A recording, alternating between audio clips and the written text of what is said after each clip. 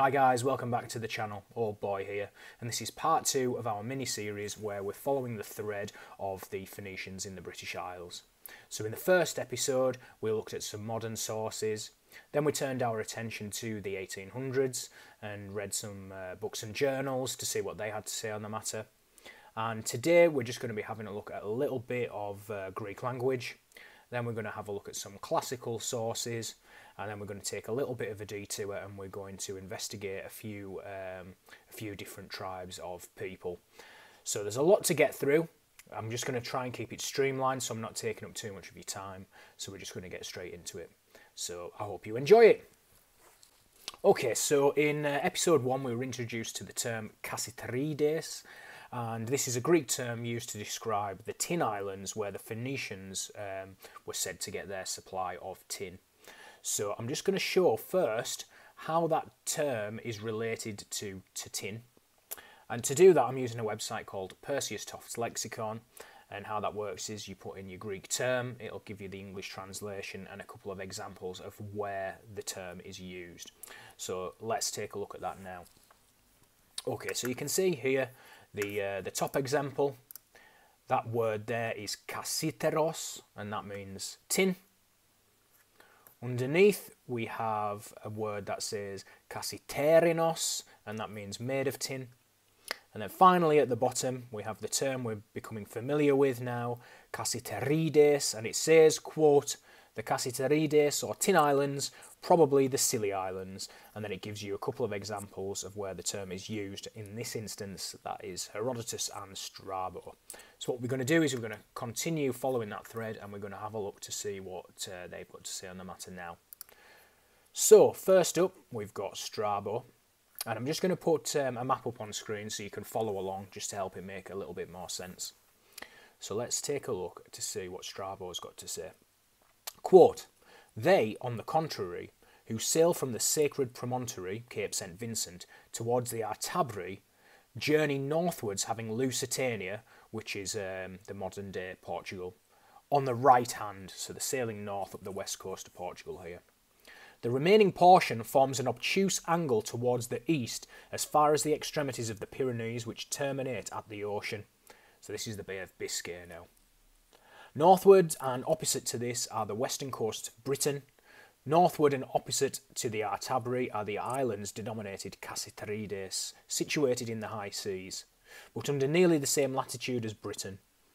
From this it appears to what a degree the extremities of the habitable earth are narrowed by the surrounding sea.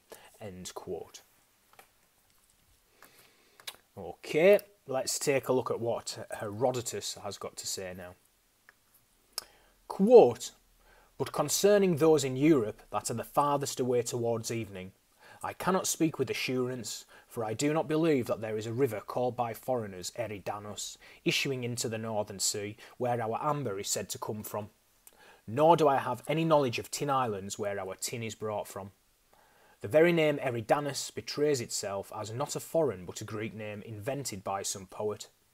Nor for all my diligence have I been able to learn from one who has seen it that there is a sea beyond Europe. All we know is that our tin and amber come from the most distant parts. But in the north of Europe there is by far the most gold. In this matter again I cannot say with assurance how the gold is produced, but it is said that one-eyed men called Aramazpians steal it from griffins. But I do not believe this, that there are one-eyed men who have a nature otherwise the same as other men. The most outlying lands, though, as they enclose and wholly surround all the rest of the world, are likely to have those things which we think the finest and the rarest. End quote. Now what's interesting here is the mention of the river called the Eridanus that supposedly issued into the Northern Sea. Now when we investigated the origin mythology of the Irish and the Scots, there was a suggestion of travel from the Black Sea to the British Isles via the Danube. When we looked into it, we actually found that the distance between the Danube and the Rhine wasn't that far, and that there was evidence to show that people would use what's called a portage point, where they would drag goods and the boats overland from the Danube into the Rhine, where they could continue up to the North Sea. So I'm wondering if this Eridanus is an archaic name for the River Rhine, which issues into the North Sea in the Netherlands. And it's interesting the term Danus, that keeps cropping up. We've got the Danube, we've got the Tuatha de Danann, and it's just interesting how this name is just keeps cropping up everywhere. So I just thought that was worth mentioning because it kind of ties in a little bit with previous videos. Okay, so now let's have a look at the Scilly Isles themselves. So just a little bit of background information about the Scilly Isles here now. So the Isles of Scilly is an archipelago off the southwestern tip of Cornwall, England. One of the islands, St Agnes, is the most southerly point in Britain, being over 4 miles, which is 6 kilometres, further south than the most southerly point of the British mainland at Lizard Point. Historically, the Isles of Scilly were known in Latin as Insulae Scillinae, Scillina or Siluruni, corresponding to Greek forms Silures and Surines. Now, my Welsh viewers are going to recognise that Greek term right away because there was a tribe of people who inhabited Wales called the Silures, and we're going to investigate this a little bit further in a moment. In the late Middle Ages, they were known to European navigators as Sorlingas in Spanish and Portuguese, or Sorlingues in French. In the Cornish language, the Isles of Scilly is Sulan, the etymology of which is unknown. Some authors suggest the Latin Scillinae is derived or related to Solis Insulae, the Isles of the Sun. Okay, so it's interesting how this term Silures was an alternative name for the Isles of Scilly, so that's interesting. And I have just found a source here which just pulls all that together and just shows all those alternative names for the Isles of Scilly. And the source is A Dictionary of Ancient Geography. It's by Alexander McBean and Samuel Johnson from 1773, and this is what it has to say.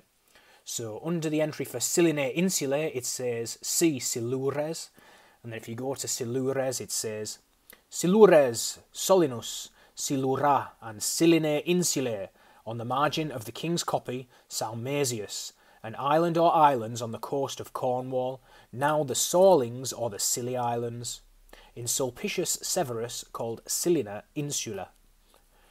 Okay, and I have found another source which also uses the terms.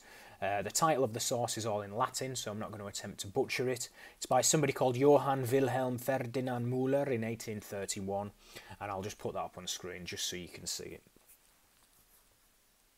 Okay, so Silures. Now, I have found another entry when I was looking for sources, and it's in an annotated version of Ptolemy's Geographia, and this version was released in 1883, and it was annotated by Karl Müller and Kurt Theodor Fischer, and in relation to the people on the Isles of Scilly, this is what they had to say. So, just a disclaimer first, it was all in Latin, and I am learning the Latin, but unfortunately I'm not at the stage where I can translate it all myself yet. So I have had to stoop to the level of using Google Translate, unfortunately. So I know it's not accurate and it's not perfect. So if there is anybody out there who can translate this Latin, let me know if it's accurate. Let me know if there's any glaring mistakes there. If you could just let me know in the comments, that would be great. But here's what they had to say. Quote, Silures, people who declared that they were immigrants from Iberia. Diefenbach believes that in the Cymric triads they were called Esilur, which was one of the 3 primary Cymric tribes, end quote. Okay, so just for the people out there that don't know, the Cymri, that's the term that the Welsh use to describe themselves. So what it's saying here is these Silures, who were questioned, they declared that they were immigrants from Iberia. So this Iberia keeps cropping up time and time again when we're researching the mythologies of the British Isles in Britain, Scotland and Ireland. And a prime example is the old name for Ireland, which is Hibernia. And I have seen older maps where the H is dropped entirely and it's just Ibernia. We also have mention of a legendary king Iberacus by Geoffrey of Monmouth, who supposedly founded Iboracon, which is the pre-Roman name for York. And I've seen sources declare that Iber, Heber, Hibernia, Ibernia, Iberia, they all come from the same source, which is Iberia.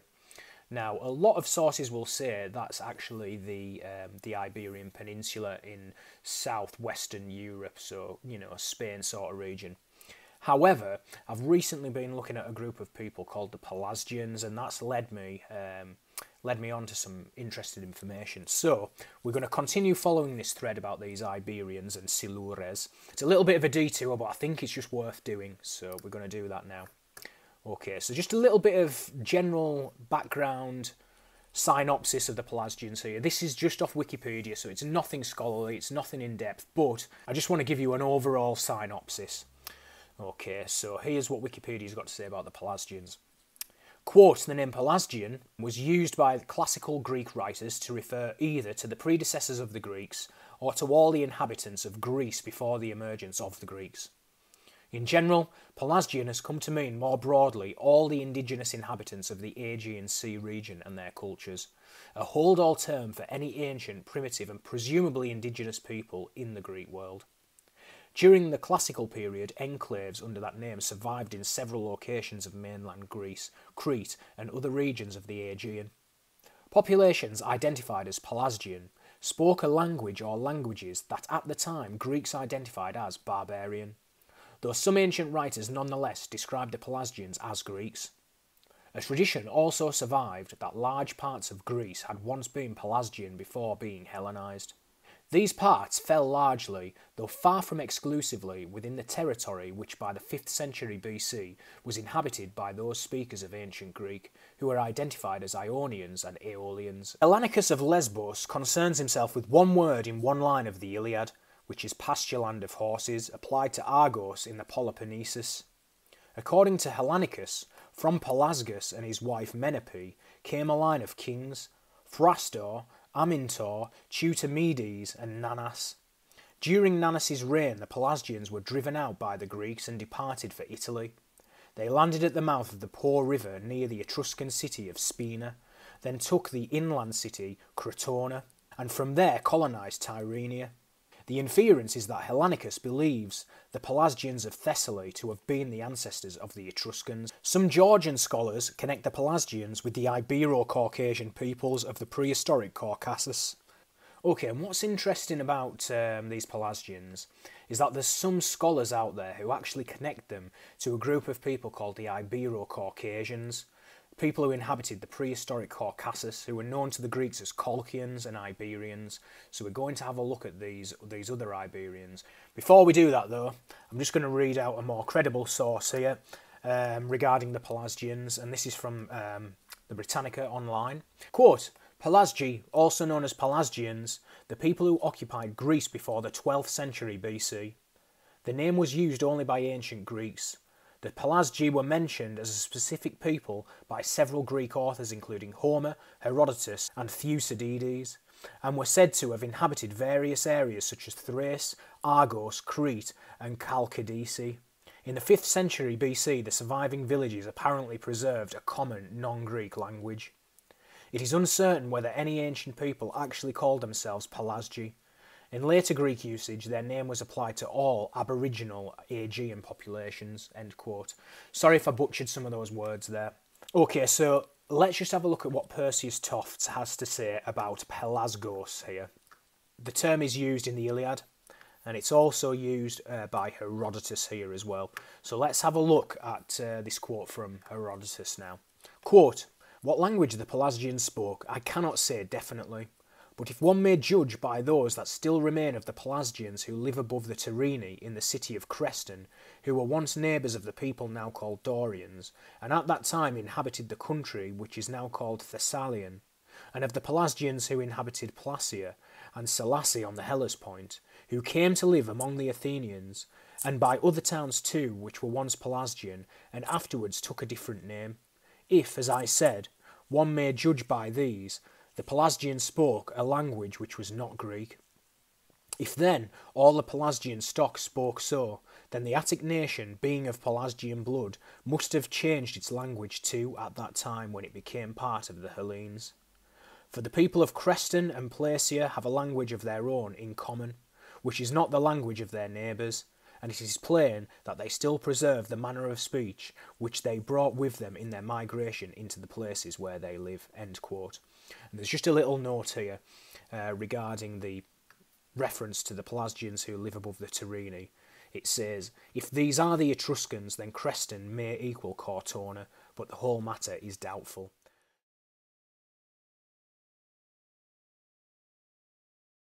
So let's take a look at who these Iberians are. Again, just a little bit of background from Wikipedia here. It's just general, it's just to give you an overview.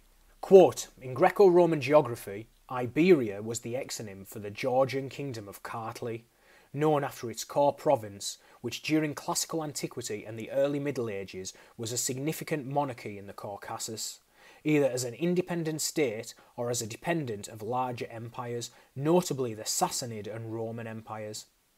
Iberia, centred on present-day eastern Georgia, was bordered by Colchis in the west, Caucasian Albania in the east, and Armenia in the south. Its population, the Iberians, formed the nucleus of the Kartvelians, i.e. Georgians. Iberia, ruled by the Pharnavazid, Artaxiad, Arsaxid and Khosroid royal dynasties, together with Colchis to its west, would form the nucleus of the unified medieval kingdom of Georgia under the Bagrationi dynasty. The term Caucasian Iberia is also used to distinguish it from the Iberian Peninsula in southwestern Europe.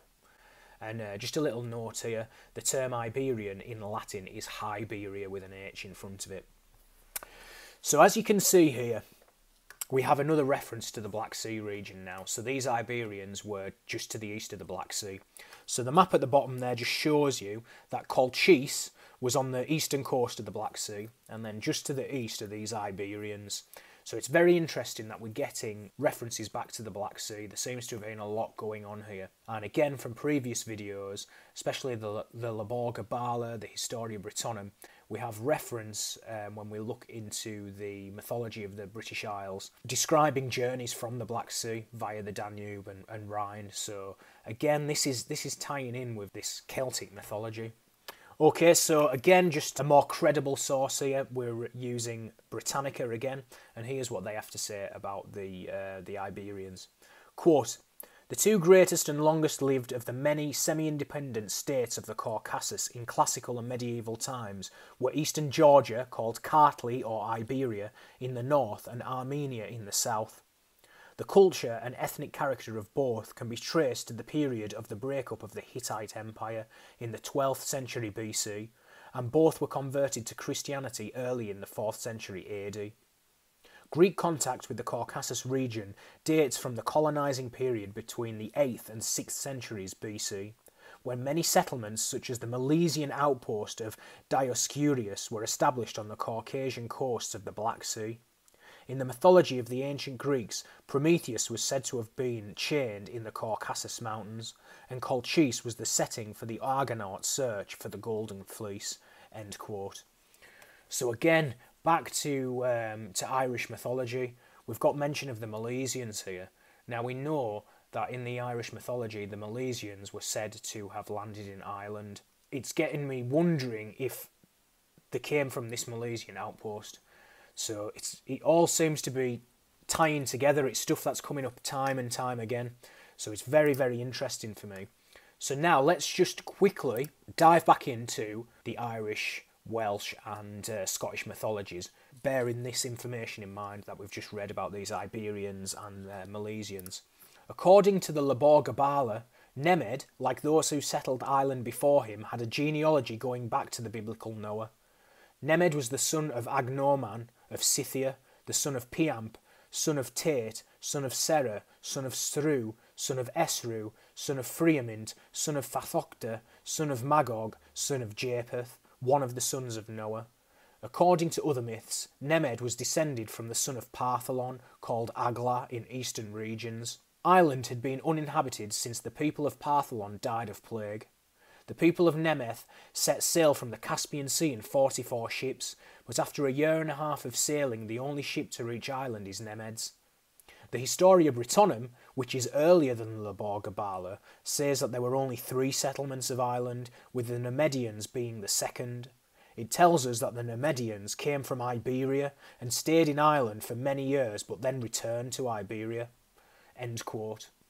Okay, so again we've got mention here of Iberia. We've also got the Caspian Sea. We know this Iberia was in between, really, the Caspian Sea and the Black Sea. That's actually really interesting. It seems to line up with the Iberia in the Black Sea region rather than the Iberia in southwestern Europe, in the Spain region. Because they're actually mentioning coming from the Caspian Sea, and then the Historia Britonum says that they were Iberians. So that ties in there, really. That's starting to make a lot more sense. Now let's just take a look at the Milesians quickly as well. So these were apparently the last group of people to settle Ireland. Again, they're mentioned in the Laborga Bala Erin. So, in the Laborga Bala Erin, an medieval Irish Christian pseudo-history, the Milesians, or son of Meal, are the final race to settle in Ireland. They represent the Irish people. The Milesians are Gauls who sailed to Ireland from Iberia, and then it says Hispania. After spending hundreds of years travelling the earth, when they land in Ireland they contend with the Tuatha De Danann, who represent the Irish pantheon of gods. The two groups agree to divide Ireland between them. The Milesians take the world above, while the Tuatha De take the world below. The Laborga Bala Erin, which means the Book of the Taking of Ireland, is an Irish work which was first compiled in the 11th century AD by an anonymous writer, and purports to be a history of Ireland and the Irish. It tells us that all mankind is descended from Adam through the son of Noah, and that a Scythian king named Phineas Farcid, who is a descendant of Japheth, is the forebearer of the Gaels. Phineas, a prince of Scythia, is described as one of 72 chieftains who built the Tower of Babel. His son Nel weds Scota, daughter of an Egyptian pharaoh, and they have a son named Gael Glaz. Gael crafts the Gaelic language from the original 72 languages that arose after the confusion of tongues. Gael's offspring, the Gaels, leave Egypt at the same time as the exodus of the Israelites and settle in Scythia. After some time they leave Scythia and spend 440 years wandering the earth, undergoing a series of trials and tribulations akin to those of the Israelites, who were said to have spent 40 years wandering in the wilderness. In some versions of the Laborga Bala, there was a successional dispute between Reflaw and Meal over the kingship of Scythia. Meal kills Reflaw and is exiled for this kinslaying.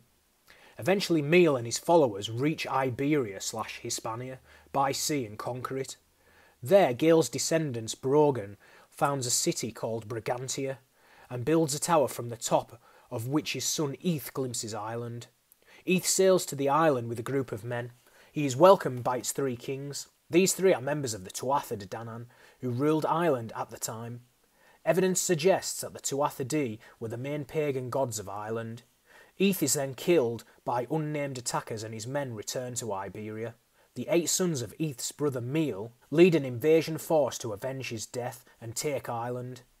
After they land, they fight against the Tuatha De and make for Tara, the royal capital. On the way, they are met on 3 mountains by the wives of Ireland's 3 kings. They are believed to have been a trio of land goddesses. Each woman says that the Gaels will have good fortune if they name the land after her. One of the Gaels, Emergin, promises that it shall be so. At Tara they meet the 3 kings who defend their claim to the joint kingship of the land. They ask that there be a 3-day truce during which the Gaels must stay a distance of 9 waves from land. The Gaels agree, but once their ships are 9 waves from Ireland, the Tuatha De conjure up a great wind that prevents them sailing back to land. However, Emergin calms the wind by reciting a verse.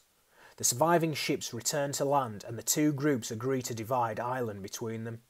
The Gaels take the world above, while the Tuatha De take the world below and enter the Shee, the ancient burial mounds that dot the Irish landscape.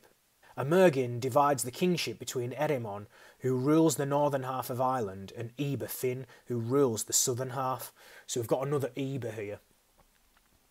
This division of the land was probably invented by the writers to explain and justify the 7th to 8th century division between the royal capitals of Tara and Cashel.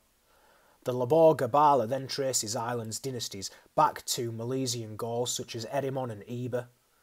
Modern scholars, however, believe that these were fictional characters and that the writers were attempting to give the medieval dynasties more legitimacy. And in the Historia Brittonum, what that has to say on the matter, quote, the 9th century Latin work Historia Brittonum, History of the Britons, says that Ireland was settled by 3 groups of people from the Iberian Peninsula, the first of which are the people of Partholon, who all die of plague, the second are the people of Nemed, who eventually return to Iberia, and the last group are led by 3 sons of a warrior or soldier from Hispania, called Mil Hispaniae, who sailed to Ireland with 30 ships, each carrying 30 wives, end quote. Okay, so as you can see, there's multiple mentions of Iberia, there's multiple mentions of these Milesians and a Milesian called Iber. So I'm starting to wonder if when they say they came from Iberia in Hispania, I'm wondering if they're actually incorrect there and it's actually the Iberia to the east of the Black Sea. Because when you look at the journey described for Partholon and Nemeth, it says the Caspian Sea region. So I'm starting to believe that it's all connected to the Black Sea region. That's where I'm being led anyway by this information. Now, while we're on the subject of the Black Sea region, there's also another group of people who are worth mentioning, called the Cimmerians. So they were also in a similar region. So again, just some background information about the Cimmerians here. Let's read it out. Quote, the Cimmerians were an ancient Eastern Iranian equestrian nomadic people originating in the Caspian steppe, part of whom subsequently migrated into West Asia. Although the Cimmerians were culturally Scythian, they formed an ethnic unit separate from the Scythians proper, to whom the Cimmerians were related and who displaced and replaced the Cimmerians. The Cimmerians themselves left no written records, and most information about them is largely derived from Assyrian records of the 8th to 7th centuries BC, and from Greco-Roman authors from the 5th century BC and later. The English name Cimmerians is derived from Latin Cimeri, itself derived from the ancient Greek Chimmerioi, of an ultimately uncertain origin for which there have been various proposals, and here are some of the proposals. One proposal is that it was derived from Old Iranian Gayamira, meaning union of clans. There's another proposal that it comes from the Old Iranian term Gamira, meaning mobile unit. And finally, the name of the Cimmerians is attested in Akkadian as Mat Gimeraya, and in the form Gomer in Hebrew. Okay, so that's interesting. Keep Gomer in the back of your mind. My Welsh viewers' ears will have picked up there. During the initial phases of their presence in West Asia, the Cimmerians lived in a country which Mesopotamian sources called Gemir. That is the land of the Cimmerians, located around the Kouros River, to the north and northwest of Lake Sevan, in the south of the Darial or Klukor passes, in the region of Transcaucasia, to the east of Colchis, corresponding to the modern-day Gori in southern Georgia. The Cimmerians later split into 2 groups, with a western horde located in Anatolia and an eastern horde which moved into Mania and later Media. End quote. Okay, so Gomer. There's a lot of old sources that say the Welsh Cymry were actually descended from Gomer, and we're going to take a look at some of those sources now. Because there's other sources as well that say the Cymry and the Cymmeroi were originally at one time the same people. Okay, so the first source we're going to look at which mentions this is a book called The Royal Tribes of Wales by Philip York, who was a Welsh politician, and it was written in 1887. Quote, the Celts or Gauls were descended from Gomer, the eldest son of Japhet, who was the eldest son of Noah, and from the provinces of the Upper Asia they migrated to the countries on the Lake Meotis, on the north side of the Euxine Sea, which is another name for the Black Sea. And, as they were called Cimmerians in Asia, so they communicated their name to that famous strait, which has been since called Cimbrian or Cimmerian Bosphorus. Here they had not continued long, when the increase of their progeny made it necessary to penetrate farther into the country, and, as it is supposed, they fell down the Danube, along whose banks they encamped, as their manner of life was for the convenience of their cattle, and so shaping their course westward entered Germany, from whence they advanced into France. For the inhabitants of France, as Josephus tells us, were anciently called Gomerites, as being descended from Gomer, and from France they came at length into the southern parts of this island. And therefore we find that the Welsh, the ancient proprietors of Britain called themselves Gomery or Cymry, and their language Cymraeg, which words bear so great analogy to the original appellation from whence they are derived. And we may reasonably conclude the true ancient Britons or Welsh to be the genuine descendants of Gomer, the eldest son of Japhet. But this will be farther evidence from the affinity between the Celts or Gauls and the ancient Britons with respect to religion, language, laws and customs." End quote.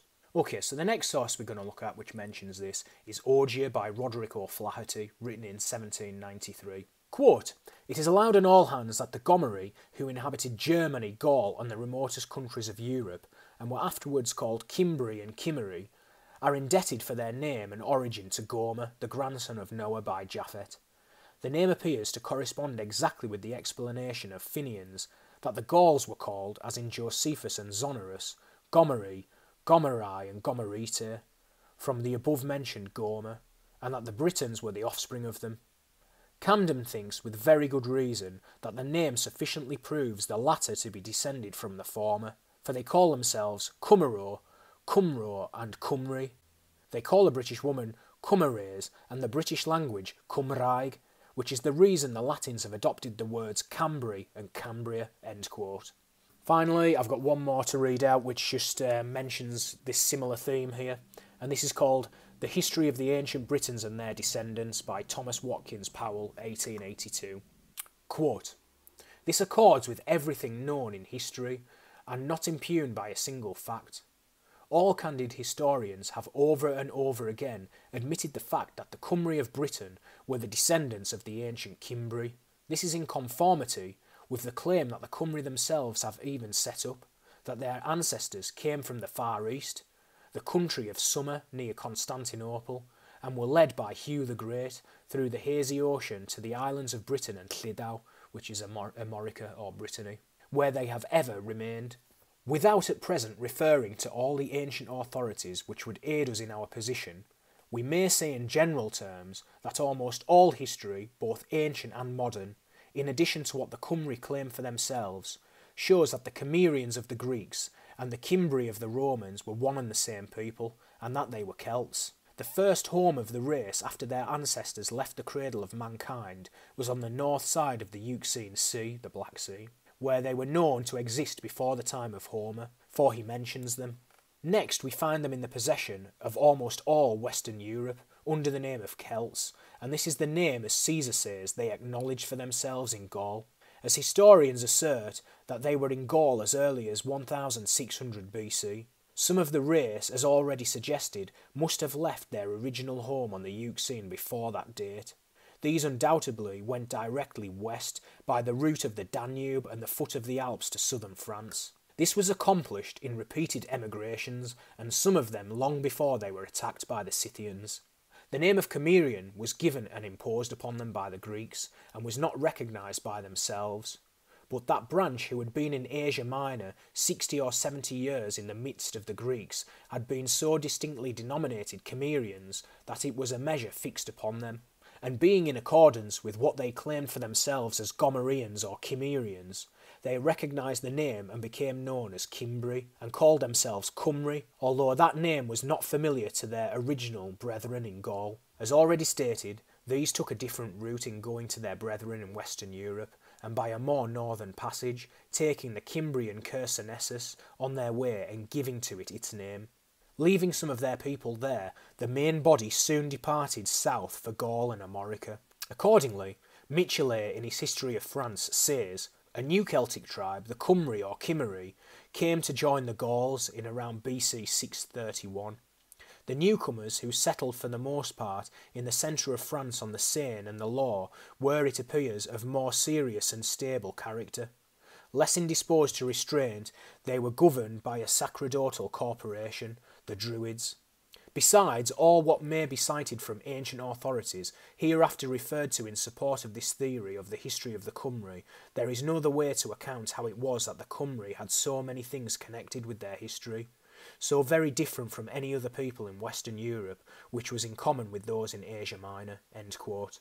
Okay, so that concludes our sources, which are kind of linking Gomer, the Cymry, the Cimmerians together. They're kind of saying Cymry, Gomri, and you can see how that C and G is somewhat interchangeable. Normally, I would think that's a little bit of a stretch. However, there is a phenomenon with the Welsh language where, under certain conditions, letters in words can mutate. And a prime example of this is the colour red. So in Welsh, the colour red is coch with a C at the front. However, let's just say we were describing the Welsh flag, the red dragon. In Welsh, that is draig goch. So the C will mutate to the G. So the C and the G are somewhat interchangeable in the Welsh language. That's an interesting thing just to bear in mind when we're looking at this, when the sources are saying Cymry, Gomery. It's maybe not as much of a stretch as what you might think.